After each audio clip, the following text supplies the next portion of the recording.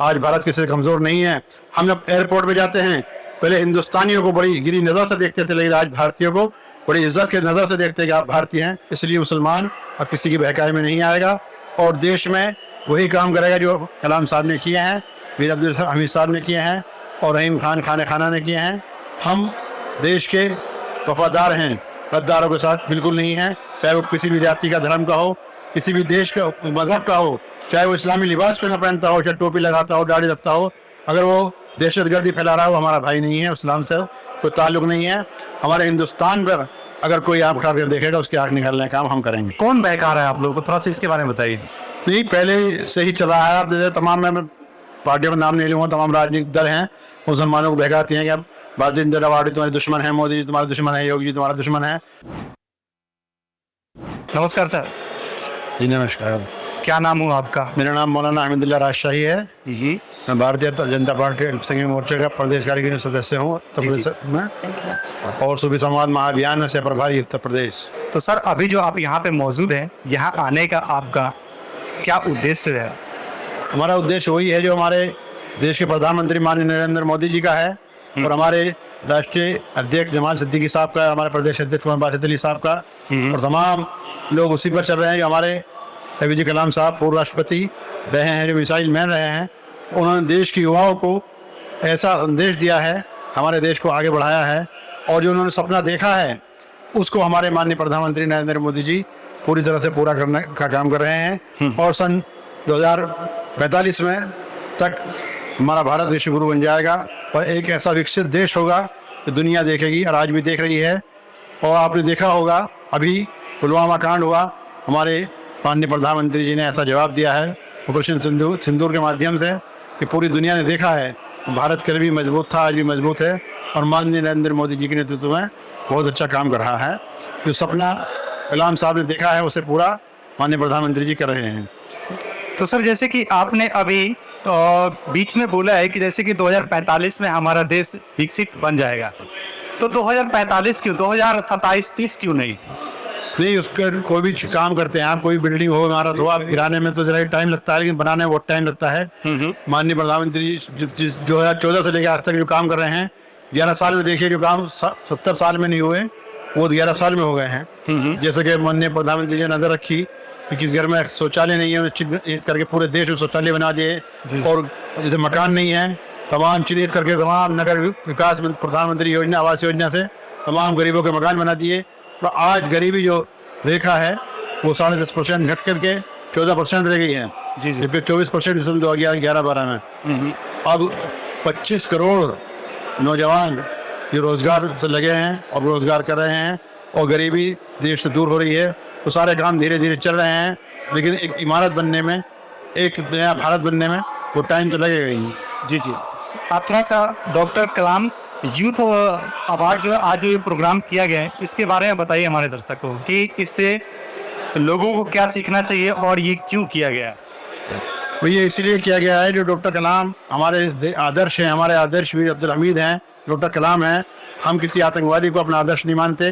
मुसलमानों में, युवाओं में, खास अल्पसंख्यक में ये पैगाम जाना चाहिए और जा रहा है। तमाम आज आपने देखा होगा तमाम देश के तमाम कोने से कश्मीर से कन्याकुमारी तक तमाम वैश्विक धर्म गुरु और बड़े बड़े मुसलमान उलमा मशाइख इस्लाम यहाँ मौजूद थे और सबने ये पैगाम दिया है और जाकर के देंगे भी अपने अपने प्रदेश में, राज्यों में, जिलों में कि हमें उसके साथ जुड़ना चाहिए जो हमारे देश की तरक्की करेगा।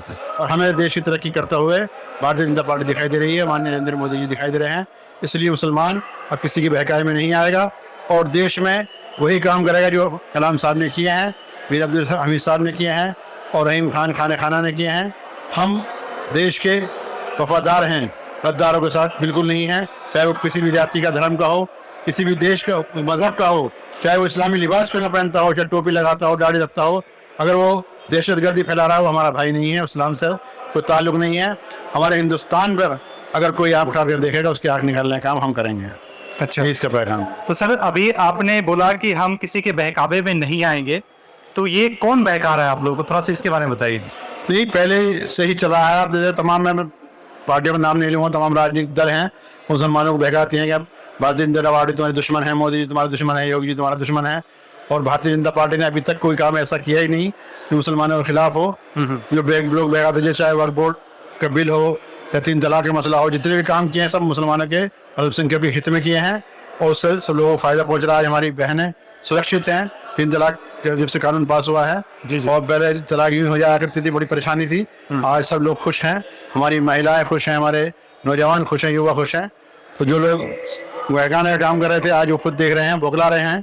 कहते ना खिसियानी बिल्ली खम्बा नोचे, उसका वो काम कर रहे हैं, पागल हो गए हैं वो लोग। अच्छा, आपने बहुत अच्छा वर्ड का यूज किया है, खिसियाई बिल्ली खंबा नोचे। हाँ बिल्कुल। तो ये किसके मतलब कि संदर्भ में बोले हैं, थोड़ा सा बताइए ना। वो पूरा देश जानता है, आप भी जानते हैं, नाम लेना जरूरी नहीं, आप भी समझ रहे हैं जो चल रहा है। आज लोग कहते हैं कि ये हो रहा है, वो हो रहा है, ये कर देंगे, वो कर देंगे, जिनसे उनके पास कुछ नहीं है।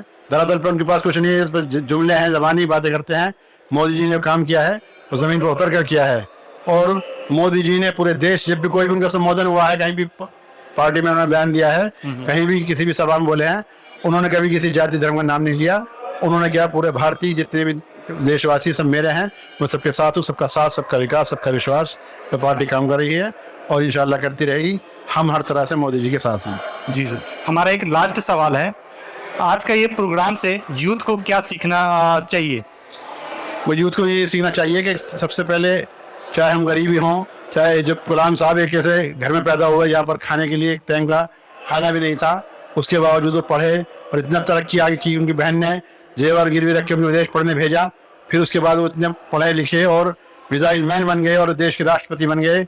हम लोगों को सबसे ज़्यादा पढ़ना चाहिए, आधी रोटी खाएंगे और बच्चों को पढ़ाएंगे, ये हमारा संकल्प होना चाहिए। ये लोगों ने सीखा है कि सबसे बड़ी ताकत जो होती है वो शिक्षा की होती है। अगर आप किसी को धन देंगे, दौलत देंगे, तो उसे कोई छीन सकता है, कोई लुटेरा ले सकता है, आके डकैती पड़ सकती है, लेकिन आप किसी को शिक्षा देंगे उसे कोई छीन नहीं सकता। जैसे कलाम साहब से किसी ने नहीं छीनी और वो मिसाइल मैन भी बन गए और राष्ट्रपति बन गए। हमारे युवाओं ने यही पैगाम देना है और लोगों ने सीखा भी यही है कि कलाम साहब की तरह हम लोगों को पढ़ना है और आगे बढ़ना है। जी जी, बस यही हमारा पैगाम है आपके चैनल के माध्यम से पूरे देश के युवाओं को कि पढ़िए, जितना हो सके बेटियों को पढ़ाइए। मोदी जी का नारा भी है, बेटी पढ़ाओ और बेटी बचाओ। और तमाम युवा जितना जोर पढ़ाई पर लगाएंगे, इतनी ही हमारा भारत सुरक्षित रहेगा। और हमारे युवाओं जो देश 62% यहाँ पर युवा हैं, नौजवान हैं, ये नौजवानों का देश है, युवाओं का देश है। तभी तो लोग देखते हैं कि आज भारत पूरी तरह से ताकतवर हो रहा है। सभी लोगों के दिमाग जो है ऊपर से वो नीचे आ गए हैं। आप देख रहे हैं कि भारत को जो कमज़ोर समझते थे, आज भारत किसी से कमज़ोर नहीं है। हम जब एयरपोर्ट पे जाते हैं, पहले हिंदुस्तानियों को बड़ी गिरी नज़र से देखते थे, लेकिन आज भारतीयों को बड़ी इज्जत की नज़र से देखते हैं कि आप भारतीय हैं। हम लोगों की वहाँ इज्जत होती है, चाहे मुस्लिम देश हो या किसी भी ईसाई देश हो, कोई भी देश हो, हर देश में भारतीयों की इज्जत होती है। कि हमारे प्रधानमंत्री नरेंद्र मोदी जी ने करके दिखाया है। सभी को मेरा ये पैगाम है कि सब लोग ज़्यादा से ज़्यादा अपने बच्चों को पढ़ाएँ और आगे बढ़ाएँ, तभी हमारा देश सुरक्षित है और ज़्यादा तरक्की करेगा। जय हिंद, जय भारत।